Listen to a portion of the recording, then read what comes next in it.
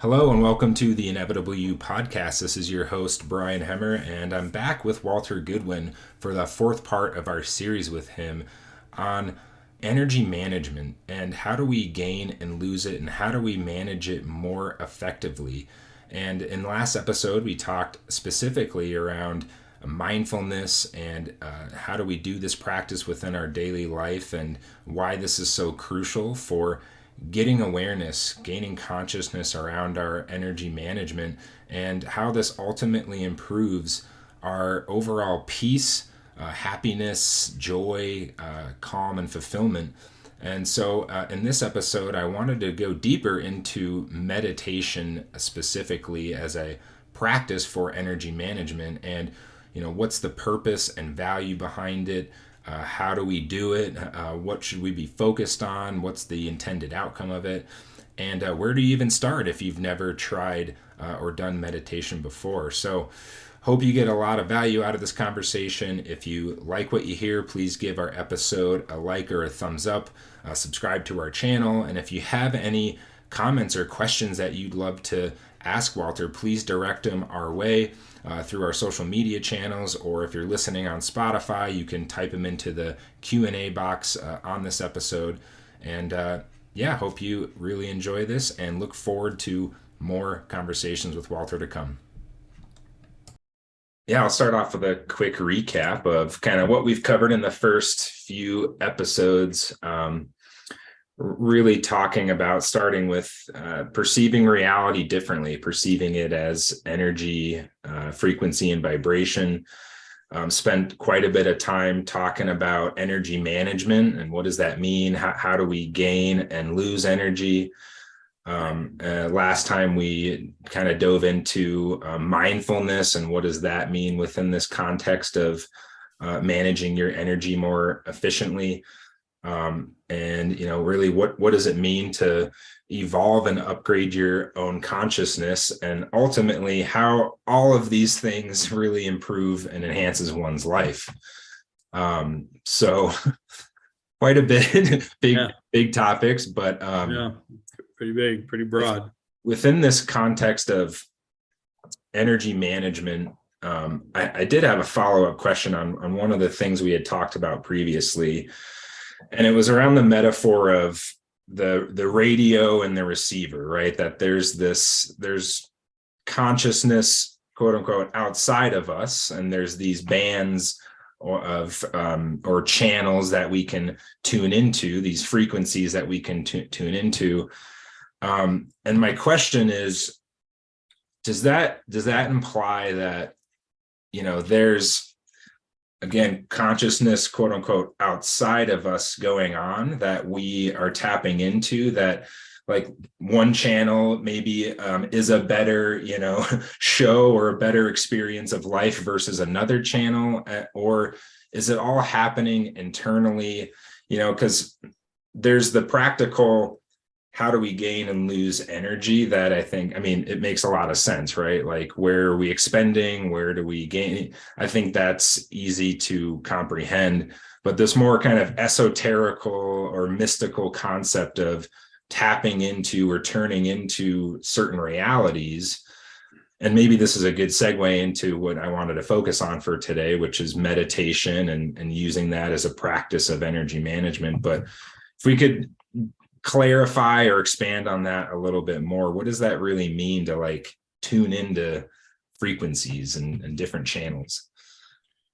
Okay, well, if I can retain those dozen questions that you just threw out at me, I tend to do that myself. So let's see where to begin. I think one of the questions that stuck in my head that you threw out just now was, does all of this discussion imply that there's consciousness outside of us that we could tap into, as well as what we would perceive as our own consciousness, right, and our own shifting consciousness?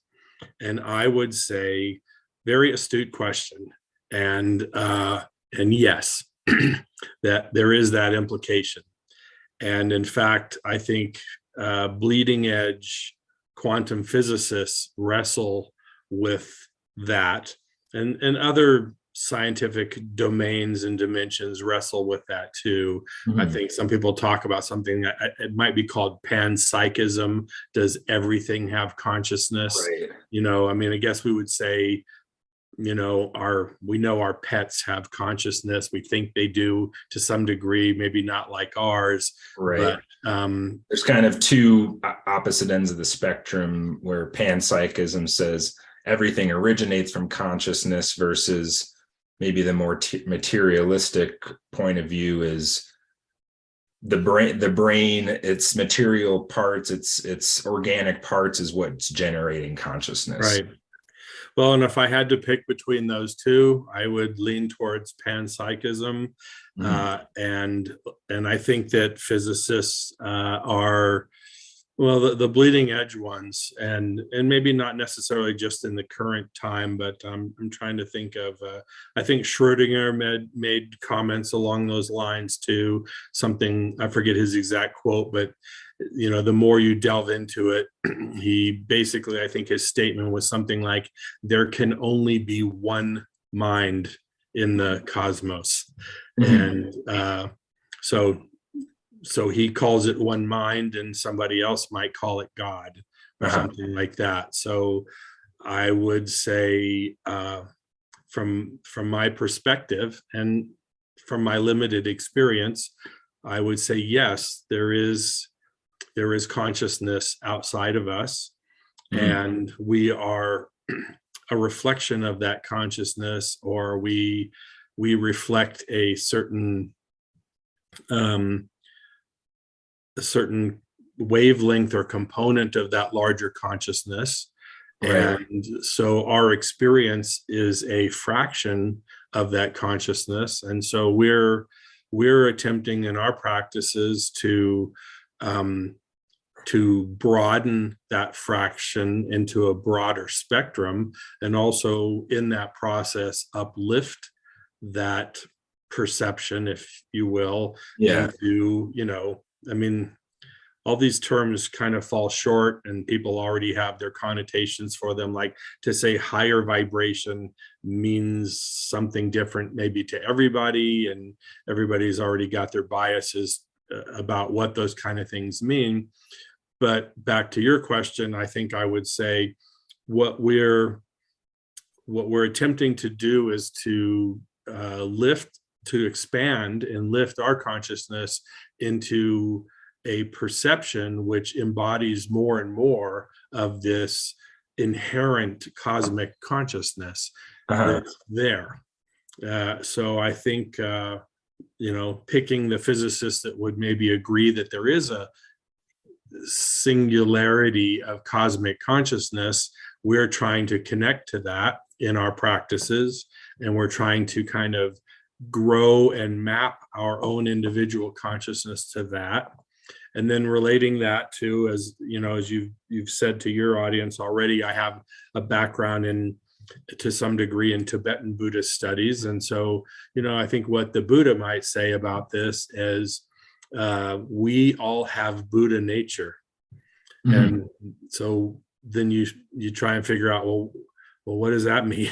What does it mean that I have Buddha nature and so do you? And And would that be like another way of saying like godlike nature, that we are just we're made in God's image? Is that? yeah, that's the way some people put it, Yeah. exactly that way, Yeah. made in God's image.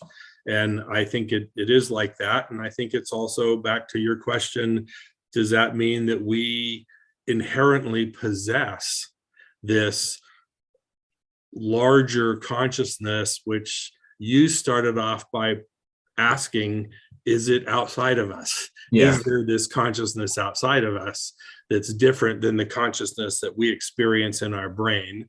And I would say, to one of your questions, I don't believe our brains generate consciousness. Uh-huh. I believe our brains are a vehicle for tapping into consciousness.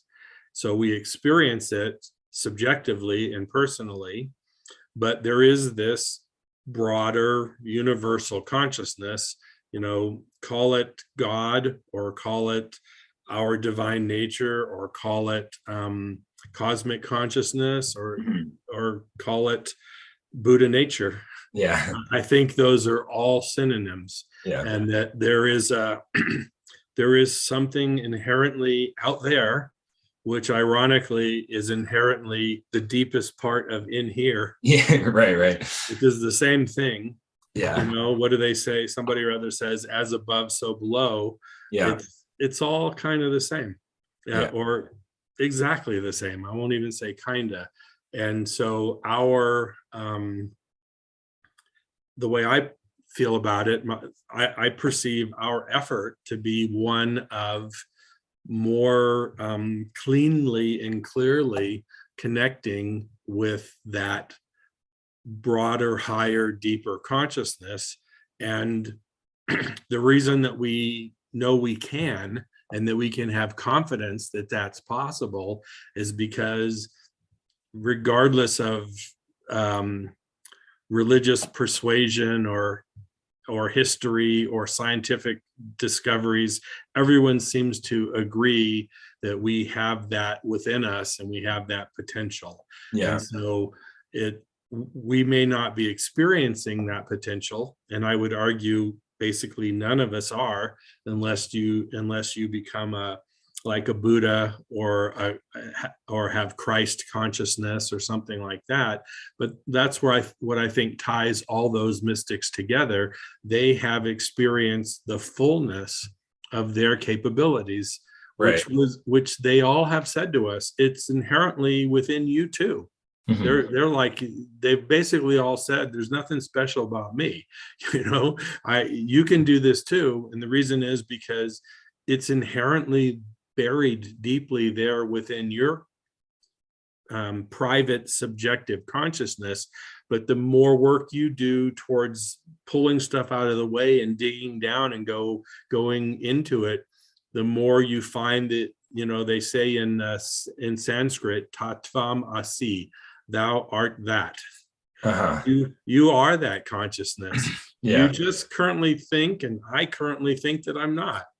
I Right. think, Right. well, I see my limitations. I know what I'm good at, what I'm bad at. I We're having know. our human experience trying to navigate obstacles and challenges, and then sometimes things go right, and it's just like, hey, I'm having my own human subjective experience. Yeah. That's it. And we are truly all doing that. And that is part of the process, Right.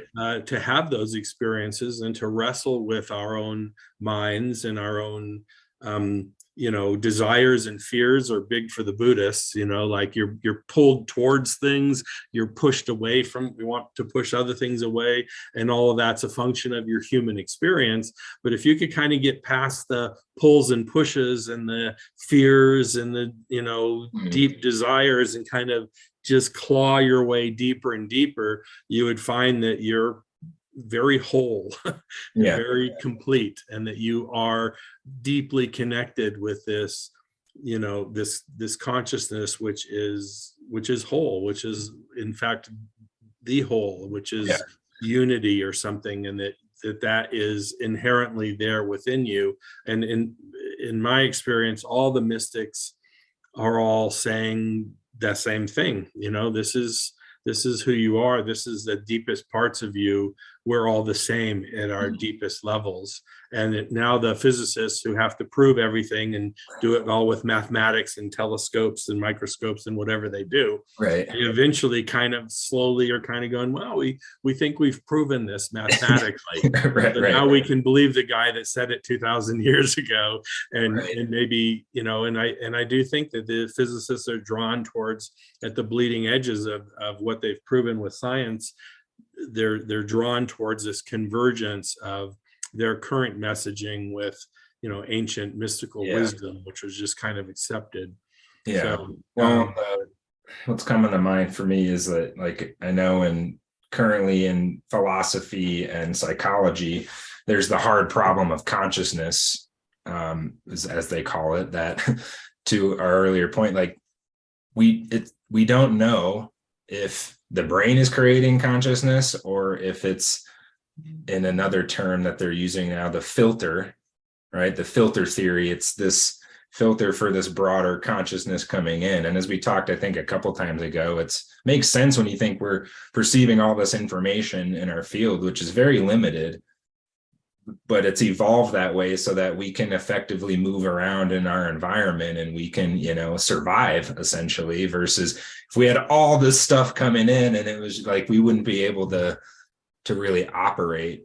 But what I'm hearing is, through these practices, and maybe this is where we can segue into meditation, opening that kind of filter up, opening yourself up to a grander experience, not only on a subjective level, but it also taps into interacting with the system or the universe at a higher level as well. Yeah, I think that's the process.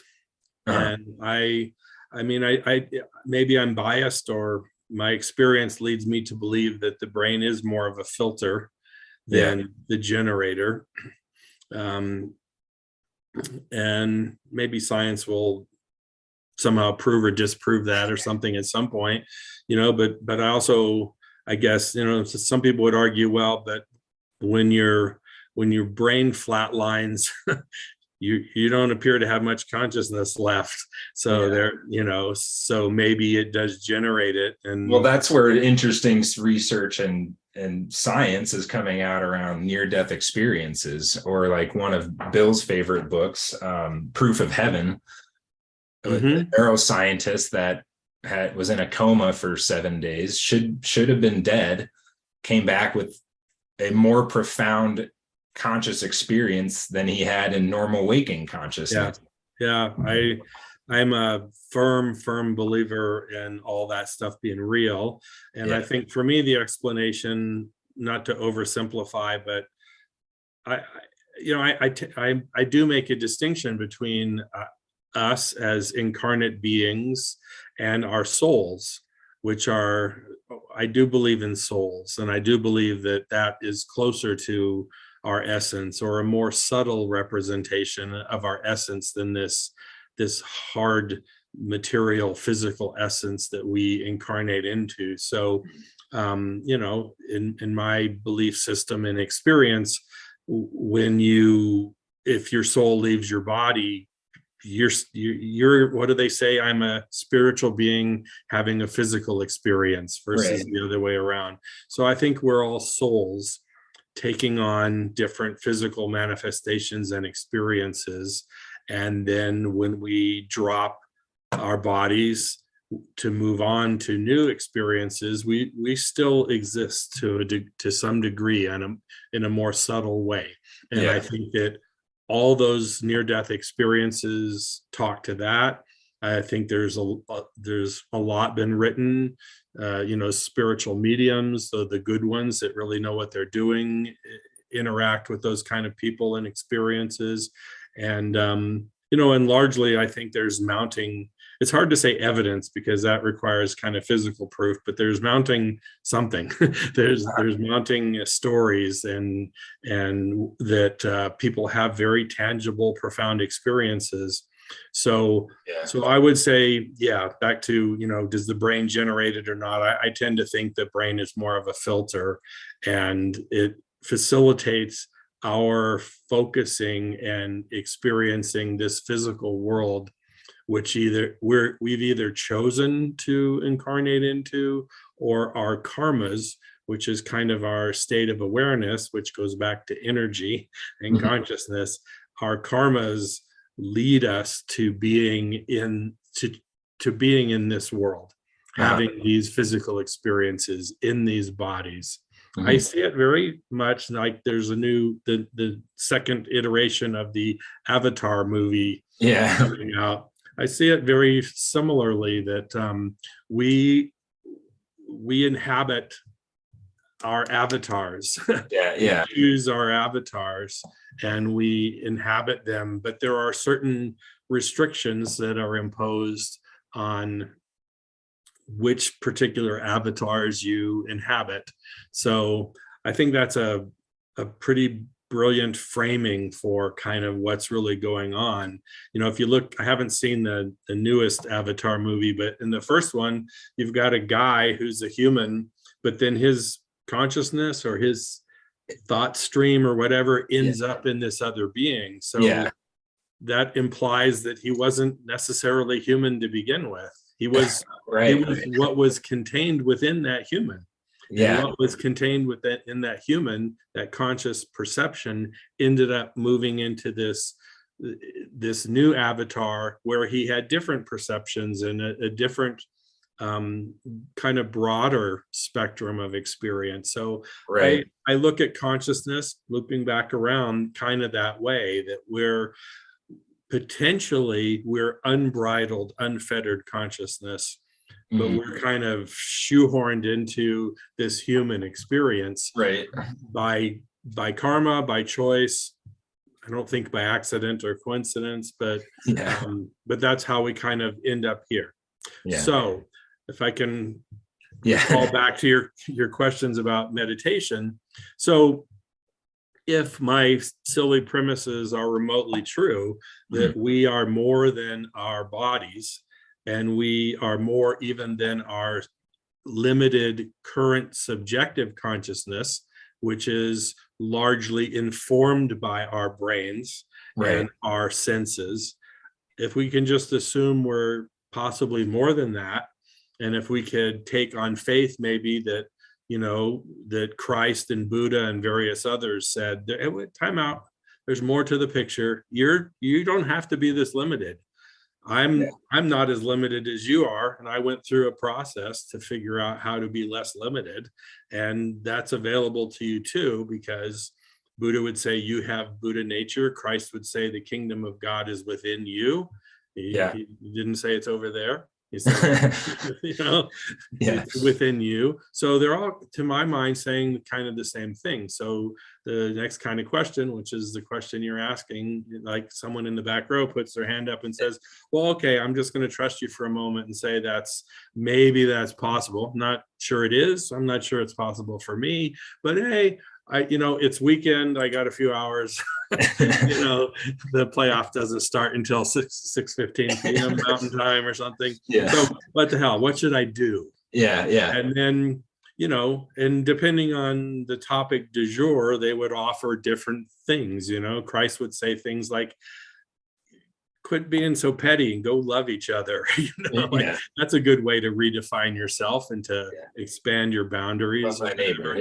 Treat the other person as you would like to be treated. And and Buddha had his own little mechanisms of things that he would suggest.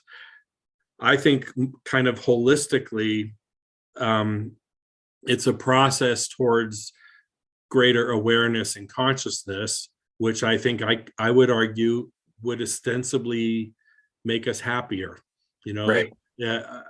Maybe some people would disagree with that, but I think few people would disagree with that. It'll improve your subjective experience somehow, whether it's happiness or fulfillment or freedom or all that, all the above. It's all very similar, even though there are those subtle distinctions you're making. But so you've got this more holistic, this broader process of improving your experience, which I would say is shifting your mind and your consciousness and your subjective consciousness and your perceptions.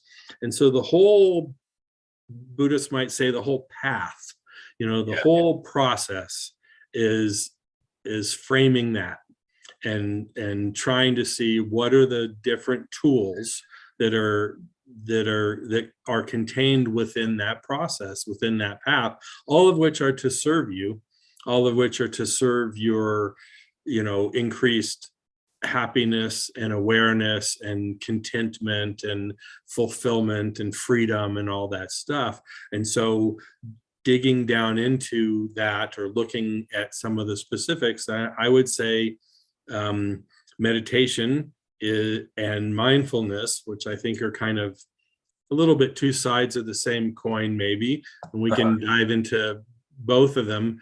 But I think those are just, maybe not just, but they are tools and mechanisms with which you can kind of wrestle with your own consciousness, with your own perceptions, with your limited perceptions as just a normal person, just a normal human being. Yeah. We've all had kind of peak moments, whether they were peak emotional moments or peak moments of clarity or fear or something, but we've had these peak moments where we kind of feel like we're experiencing life in a grander fashion or clearer fashion or whatever. So Yeah. we intuit that the possibility is there, and we have experienced the possibilities at different moments in our life. So we come back to the question of what are good tools to help facilitate that. And I would say meditation has a big impact on your perceptions, and mindfulness has a big impact on your perception. So if we're talking about impacting your subjective consciousness for the better, then I would say those tools, in my experience, do that. They impact your subjective consciousness, and they shift you or lift you or propel you or allow you to deepen into something that's just a hair away from your normal daily experience. And Yeah. I think that that's what we're kind of looking for, is, can I experience things a little bit more broadly or deeply, and then can I take that new gained awareness and apply that back into my life so that my life is more efficient or more successful or Right. easier, happier, whatever. And so, tying a bow on my 50,000 foot perspective, I think meditation and mindfulness are broad topics, broad definitions of many different particular techniques, all of which could be used to shift your perceptions and broaden your perspective. Yeah, that makes sense. And so, yeah, maybe we can dive into that more specifically around meditation, because my question, I guess, would be, on one hand, I've experienced meditation as great for like just clearing my mind or clearing the chatter, or just like de-stressing or like relaxing. Maybe I'm decompressing from a really stressful past couple of hours or something.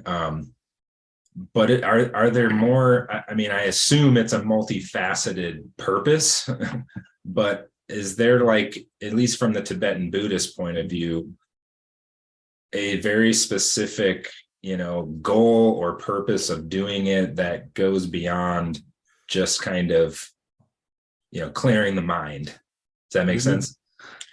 Yeah, it totally makes sense. I don't know if I want to say it's different, as opposed to maybe saying the continuation of that leads you to a different place. Kind of like saying, well, I left my house this morning and I was walking, and I walked into town and I saw some trees and some animals, and that was my experience. So now you're going to tell me that if I keep walking, I might end up in New York or San Francisco. I mean, which would be a whole different experience, but I have to keep walking.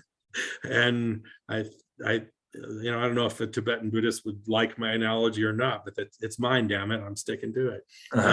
I think that it's very much like that. Like, I don't want to pin anything on you, but kind of what you said, I'll put some words in your mouth. You're like, well, I've meditated and I found it to be helpful to declutter my mind, or to, like, I had a stressful morning and I was like, this is bullshit, and I'm going to sit down and meditate a little bit. And it kind of seems to be effective, and it kind of gets me a little bit out of that stress, and it kind of, removes some of that clutter in my mind. So great. Now it's time for lunch. Yeah, which is awesome, by the way. I mean, that's a great outcome. Even if it just ends there, that's an awesome practice. And Exactly. Yeah, I agree. I think so. And not to find fault with you or me, because I do exactly that too. But imagine if we aspired to go farther than just get me back to where I'm comfortable. yeah, Like I'm going to sit down and meditate, and my intent here is to remove the stress. hmm, And a lot of people don't even succeed at that. Like you said, that's a really pretty good outcome. If you can sit down and meditate and you can calm your mind down and you can remove some of the stress that you experienced earlier in the day, that's not bad at all. But that's where most people stop. I think yeah, that's what a lot of the Buddhists would say. hmm, And what they might say is try doing a 3-year retreat and see. And so by the end of the mid morning of day one, you've removed the stress. uh-huh. Now what do you do for the rest of the 3 years? Yeah, Then where can that take you? Where can that lead you? And I yeah, think that they would say into higher states of consciousness, which are constantly being impacted by your daily dose of high stress. yeah, your yeah. your daily dose of chattering mind and all that. So you got to recalibrate a little bit, or you got to extend your goals, which requires a little commitment, maybe a little more time, a little bit more consistency or something. But so if the question is, you didn't pose this question, but I will. I've done meditation and I found it to be useful in helping me de-stress. Is that it? The answer is no. The Mhm. answer is that's where you took it, and Yeah, which was a good place. And so you would speak to experience. I have done that. It has worked for me. It has helped me. I came out of a meditation calmer and better than how I went into it. And mhm. so I think it's a question of degree. And as the quantity changes, interestingly enough, so does the quality. And imagine if you had kind of deepening meditation sessions where you started off less stressed, where might they go?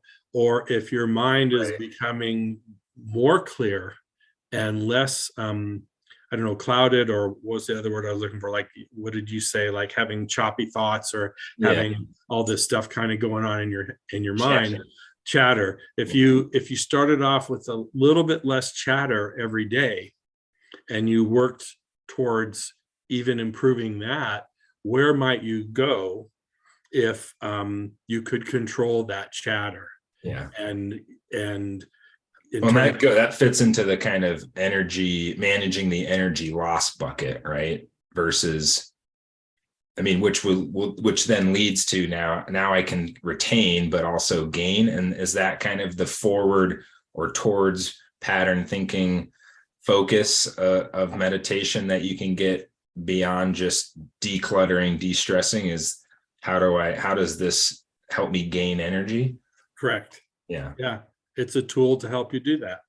And not to change subjects into mindfulness, but mindfulness in the course of your daily life when you're not sitting down meditating is another one of those mechanisms to help you gain energy. And the premise again is gaining energy changes your perceptions Mhm. and changes your perceptive skills, changes therefore your experience, because we're largely experiencing via our perceptions and via our thoughts. So imagine your perceptions got shifted. Imagine your thoughts got calmed down. Imagine because of that calming in your mind, your thoughts started to shift. Like I often ask the question of myself and anybody else that will listen to me, where do thoughts come from? Like, I don't know. It's even funny you asked that. I was just having this conversation with Amy the other day. She asked me the question. I was like, I don't know if I ever thought about it that way, but she's like, when you hear your thoughts, do you hear your own voice saying them? And I'm like, actually, I don't know. Now I'm like, well, what is it? And I'm like, sometimes it's images, sometimes, but yeah, it's an interesting question. It's an interesting question. I don't know if I have an answer to it, but I guess what I would suggest is that there's, whether it's you or your voice or who knows what, or I don't know, something that's not you, something is generating thoughts, I guess I will just say, Yes. and maybe somebody might argue with that too, but I'll just say for the moment, let's put a stake in the ground and say something or someone is generating thoughts. Yeah. And then you're the freaking victim of all of those thoughts, like you drive down the street on your way to work, and every time you look at that store where you had that one run in with that nasty, you have a thought that gets generated. And maybe you hang out with your spouse and you go like, oh, I love her, like, but things get generated. So Yeah. how does this all get generated, and what generates thoughts? And when you're sitting there meditating, what thoughts are you having, and what's being generated? And we can push off to the side where and who is that generator for the moment, but we would all agree the thoughts are incessant. Yeah. They're relentless. Yeah. And so what I would promote here is to say that if you meditate deeply and you have a consistent practice of doing that, that the quantity of your thoughts change, but also very importantly, the quality of your thoughts change. Or it's like somehow the thought generator Mhm. is being impacted by your effort and your intent. And then what comes to you, which appeared to be random before and appeared to be unstoppable and insurmountable, isn't quite as formidable. It's you start to feel like I can somehow sneak in the back door, kind of, and I can impact this thought generator, and Yeah. that changes my experience, because guess what? Now I'm having calmer thoughts. I'm maybe even having fewer thoughts. I'm certainly having less frantic thoughts, less Yeah. worried and troublesome thoughts, and that makes my experience better. And I would argue, not to change the topic entirely, but all of those frantic, worrisome thoughts that we get bombarded with, those are things that steal our energy. Right. Those Right. are the things that drain and deplete us. Yeah. So if we could sneak in the back door to the thought generator and we could start to cause a different streams of thoughts to be promoted or generated, or less triggering thoughts, and we could start to change that whole process, I think hypothetically we would all say, well, that sounds pretty good. Yeah. Well, And even to like demystify that even more, like it makes sense if, I mean, your brain is the number one user or depleter, however you want to look at it, of energy. I mean, it requires a lot of, I mean, there's literally electricity happening every time there's thoughts firing. And so if it's just like the wheels are turning, the RPMs are spiking, it's like, yeah, that literally is depleting energy. I mean, yep, this is Bill and I had quite a few conversations around this very topic, yeah, because he was going through his brain issues. that guy's wheels were, man, they would spin all day long, and he could maintain it too. It was very Yeah, impressive. he was a warrior, man. He could do it. But I encouraged him, and he was looking for tools to do it. I encouraged him to try it differently. Yeah, yeah. And it was, I think it's a challenge for all of us to do it differently. And there Mhm. was nothing wrong with his approach. Like you said, he was really good at it. Mhm. But what I argued with him is, and first of all, I want to say I agree with you 100% that our brains are what chew up most of our energy. Yeah, And so that is where we need to kind of engage our brains, our minds, our thought processes, our brain wavelengths, the wave patterns. yes. So when I taught with Bill, I was like, well, we know we're typically in alpha or beta waves. Mhm. And we know what happens if you keep somebody up for 2 or 3 days. Man, you do that long enough, they're dead, Yeah. or they can't recover from their psychotic breaks. So Yeah. that shows the importance of delta waves and sleep. But so what I argued was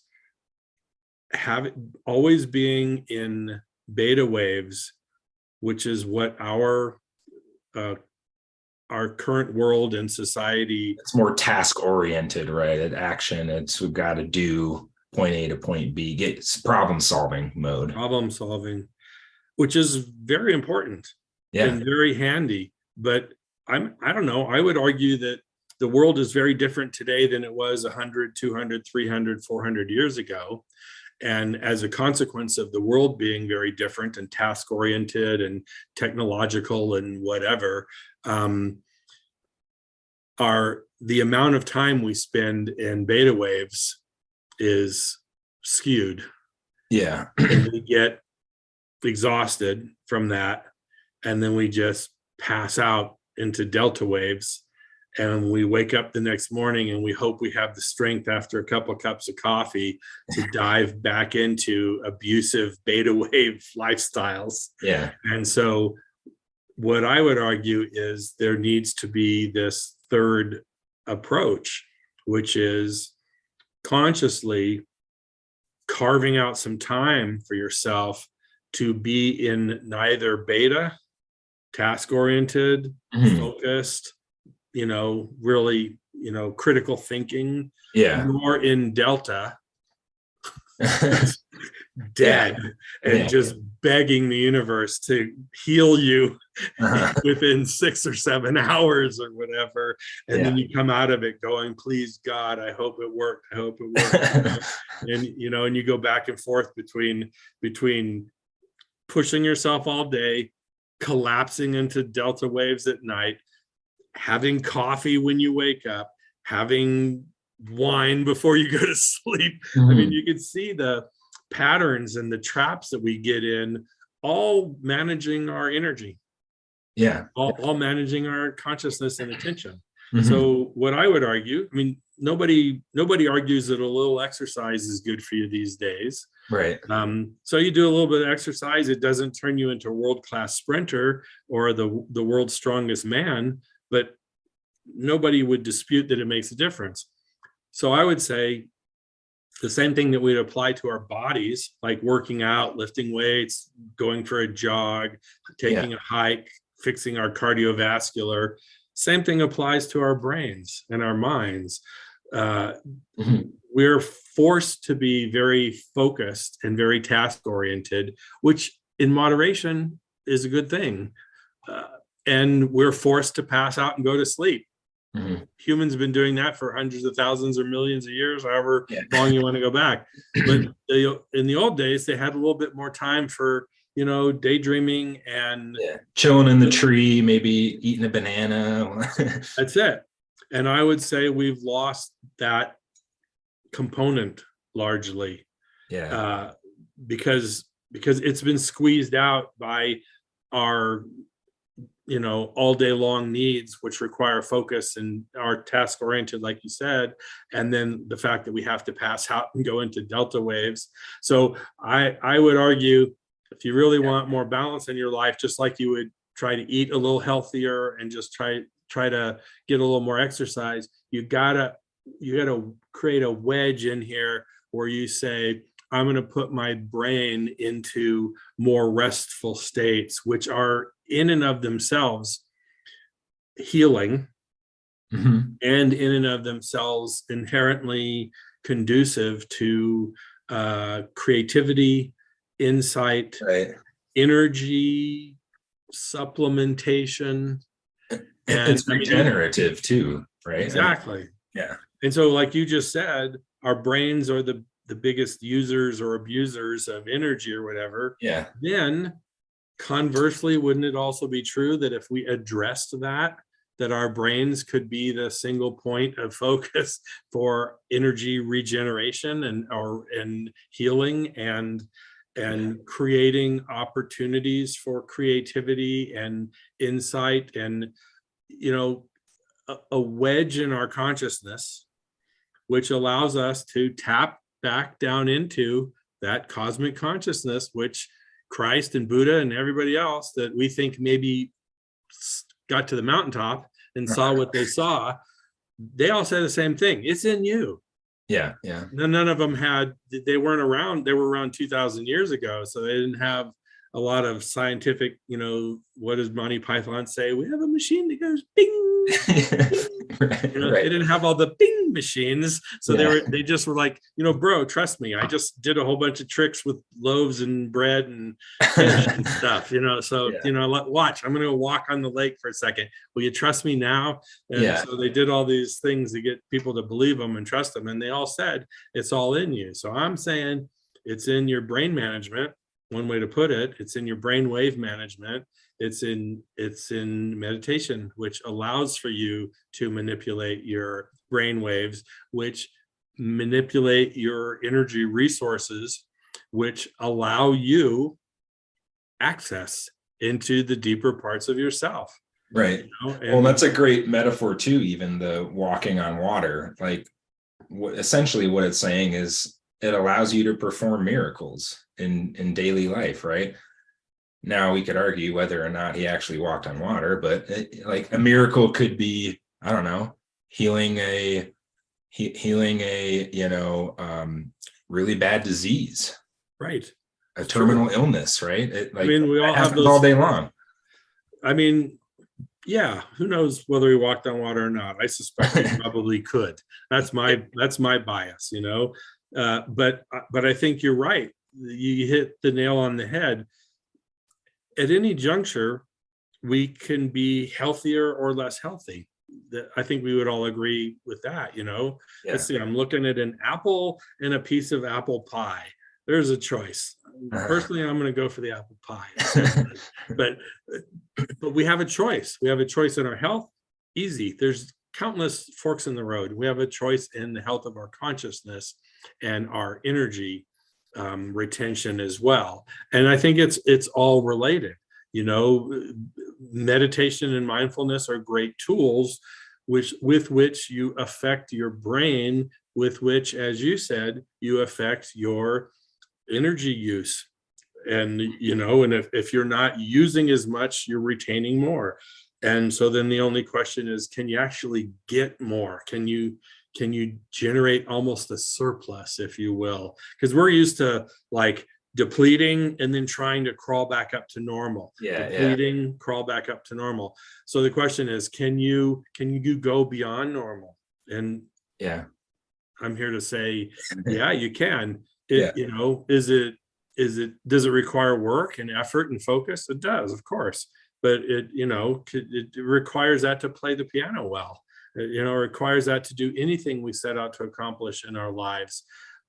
But there's plenty of proof, I believe, that if we set out to become better at managing our consciousnesses and our energy levels and our brains and our interaction with the world, can we exceed normal human levels? And my answer and my experience is profoundly, absolutely we can. It just requires effort. It's like, I'm overweight and I can't hike up the mountain. Could I ever do that? Well, if you chip away at it every day, right, you could, but you got to be willing to take the many months that it might take to get from here to there. And the same thing goes for brainwave management and escaping beyond the boundaries of what humans are expecting. It's back to your kind of initial questions at the start, which was kind of like, well, I meditated because I had a shit morning, and now can I actually get back? And like, yeah. And so my challenge is, then what? You just go, okay, I'm back, which is what all of us invariably do. Feel okay. I'm okay. I got rid of that crap. I'm feeling good about myself, feeling ready to dive back into the crap again. But so I would say, what if you took another 20 minutes And what Yeah. if you set higher goals? And what if you said, I'm going to really try to calm my mind even more, which I think would, have an effect on my brain and on my energy consumption. And where would I be if I committed to this for months or years, Right. whatever it takes? And where would I be if I committed to being an observer and a manager of this energy consumption, which I agree with you completely, largely happens here between this year and this year, Yeah. energy consumption. What if I tried to manage that more overtly, more in a more focused way? Yeah. Yeah. And maybe this, again, we can go deeper specifically into the Hauser techniques in another next time probably would be good. Is it just a matter of intention, like setting that intention of, here's what I'm seeking to accomplish in meditation? Do certain practices lead to certain outcomes? How does that work, or how do you approach it, I guess? Well, there's different ways, there's different meditation techniques, but largely I would say all of them are designed to lead you to affecting your brain waves. Okay. So you can approach it with any one of those techniques, like we alluded to last time. I think, there's chakra meditation techniques, there's mantra meditation techniques, there's focusing on external objects like a candle flame or a yantra or something like that. And each one of those leads to a specific kind of outcome, or they're all kind of multifaceted in their own regard? I think they're just different mechanisms, largely to help you end up in the same place, which is more control over your brain waves and your mind and those chattering thoughts. Mm-hmm. They're all different mechanisms that you might cycle through, Yeah. all of which are designed to just help you calm the chatter and then see what's beyond the chatter, I see. and also give you access to energy in that process. You can have very deep meditation experiences where you literally just feel that, powerful energy is inherently there, whether it's coming from outside or whether it's already there in you. But you can feel access to that energy. You can feel your body, like all the cells in your body being energized and vibrating, and you can have those kind of experiences if you just keep plugging along at it. So they're all just different mechanisms to, I think, kind of lead you to the same place, which is accessing more energy and breaking that chokehold that your thoughts and your brain have on your experience. So it's more about trying to find what works best for you, or kind of experimenting with different techniques, and more of a matter of personal preference than anything. I think so. Yeah. I think so. I'm assuming you're starting off with techniques which have been kind of, vetted over the thousands of years, and then yes, and sometimes one will work for you for a while and then it gets kind of stale and you want to try something different. And I see. Yeah. Because if it gets stale, then it's not having the effects that you want to have, which is, slowing the chatter or energizing you or whatever. Yeah. And I just remembered one of your questions. I think you said, is it just a matter of intent? Well, I wouldn't say just, but I think that that's really important. Like if your intent is to try to calm down and try to decrease the chatter and try to feel those deeper pools of energy within you, then there's no guarantee the first time you sit down you're going to feel that. You might be jumping out of your skin after 10 minutes because you're just not used to sitting that long. Yeah. And you try to calm your mind down, it doesn't work. So you throw your hands up in the air and go, screw it. And you go get a sandwich or something, Yeah. But if you come back the next day and you try and go for 11 minutes, and your intent is, and that's why it's important to have some sort of goals or intent. Those are sometimes tricky words, but if you set your intent up that everyone says that I could be calmer. Buddha said I could be calmer.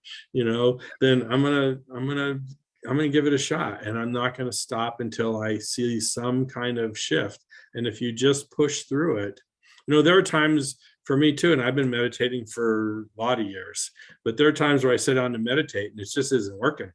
So, or I'll do and you're not supposed to judge your meditations because any meditation is better than none.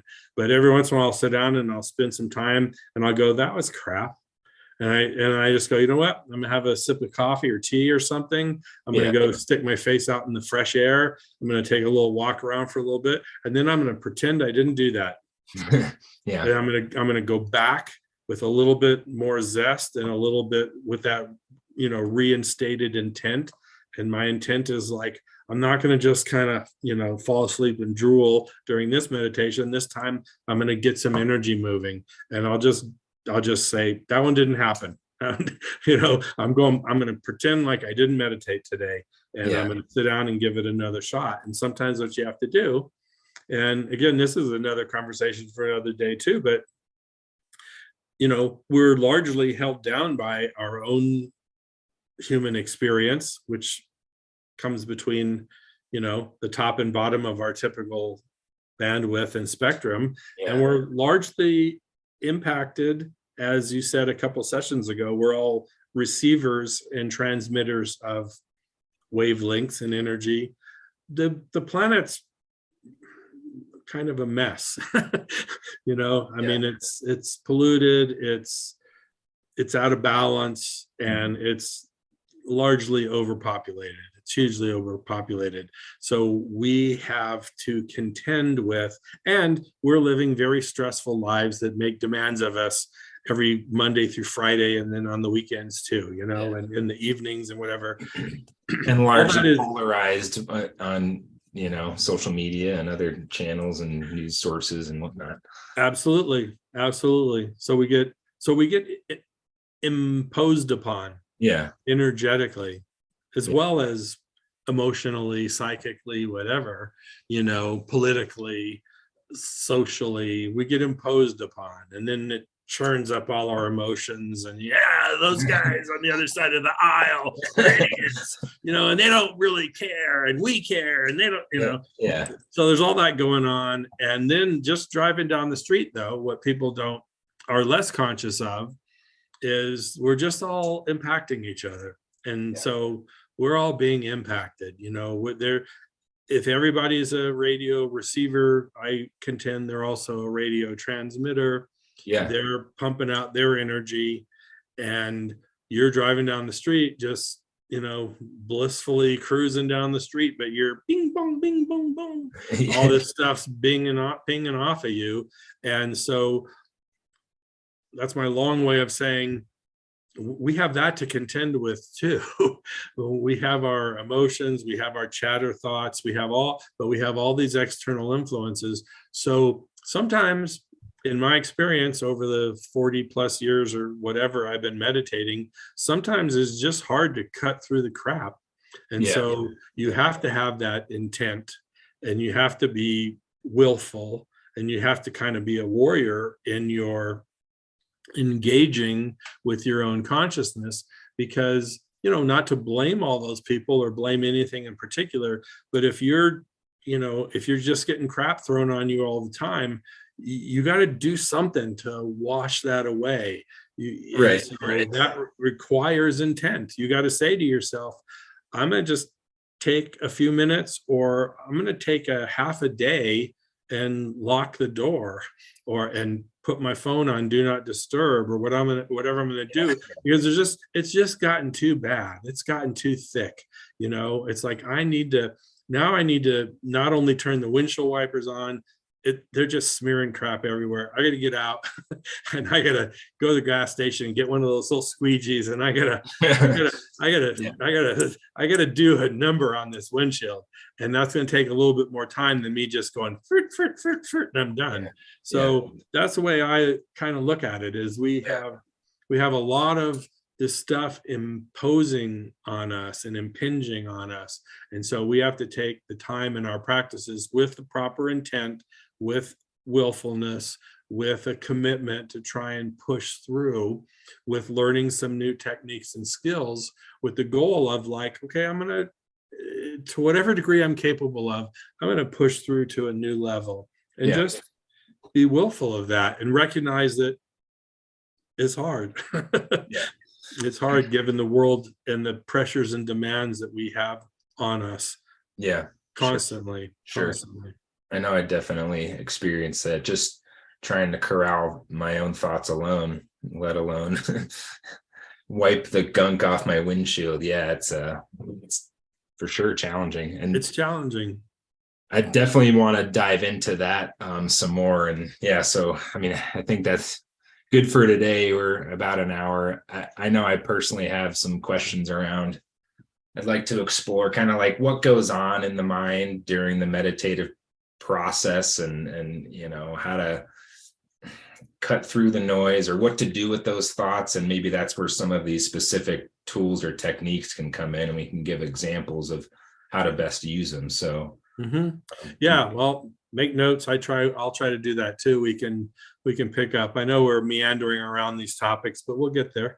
No, But yeah, you know, there are different techniques, but I think I'm a big believer in framing and kind of top-down conversations. So I feel like it's helpful to kind of go, well, what am I trying to achieve, before you just go here, you know, focus on your navel chakra. You know, like, well, what does that mean? Like, why? What's that? You know, huh?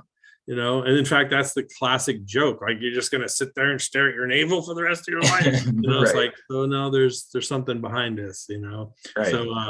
So yeah, I think next time we pick this up, we can revisit some of this stuff a little bit, and then dive into particular meditation techniques and mindfulness topics and things like that too, but framed within your framework, which is like, well, what effect does this have? Why would I do this? What effect does this have on my brain, on my brain waves? What effect does all of this have on my energy maintenance, or you know, whatever? I mean, you created quite an opening for me when you said our brain is like the thing that's most largely responsible for, you know, for pushing all that energy out or using all that energy. So I say, all right, then let's counter that.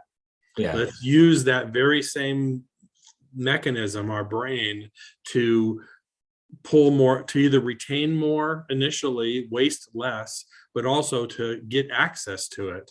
And that's what all these meditation techniques are designed to do, is to allow you access to the very energy that you're using or wasting or whatever. Yeah, absolutely. Yeah, and again, you know, on one hand, it's great to be able to declutter, de-stress, and all that. And what really kind of interests me, and I spend time thinking about, even just like last night, it hits me at certain random times of like how tapping into, again, tuning into maybe higher bands of frequencies or that higher consciousness, how that's affecting what's going on in my environment and how I'm interacting with the universe. It's more of those mystical kind of experiences that happen, like the people that enter my life, or, you know, just to give like simple examples of like getting a free burrito at Chipotle, or like, it's like the universe is like kind of like reward or giving you, it's like hard to explain, but it's seemingly like you're turned into an amazing channel on that TV station, right? That like, it's amazing, it's incredible, like all the great things are happening, versus on the flip side, maybe more, you know, unfortunate series of events kind of things are happening. I'm a firm believer that it is a product of your consciousness and how you're tuned in or tuned out of, you know. Well, I'm not an expert in that, as I've admitted to you before, but I think that you just described kind of the essence of the law of attraction. That as you change your vibration and your frequency and your mind state, different things happen to you, or don't happen. you didn't kick the dog, you didn't snap at your wife, you didn't do a lot of things which put you on a whole different trajectory. But then also different positive things get attracted to you, or you see an opportunity that you might not have seen if you were just storming around in a bad mood. All of a sudden there's a clarity there, and you're like, oh, wait a minute. And you see that person, or you bring that person into your life, or they want to interact with you as opposed to run screaming from you. So it changes everything. Right. It changes everything, because our lives, we all think that we're waiting for the big, mega lotto win, but largely our lives are going to improve or decline based on our daily efforts and our baby steps to better things. And all of those steps are a function of your choices and your consciousness moment to moment. So, and that's where these practices make a difference. Yeah. Well, this is awesome. As always, appreciate your time. Looking forward to our next one. My pleasure. I do too.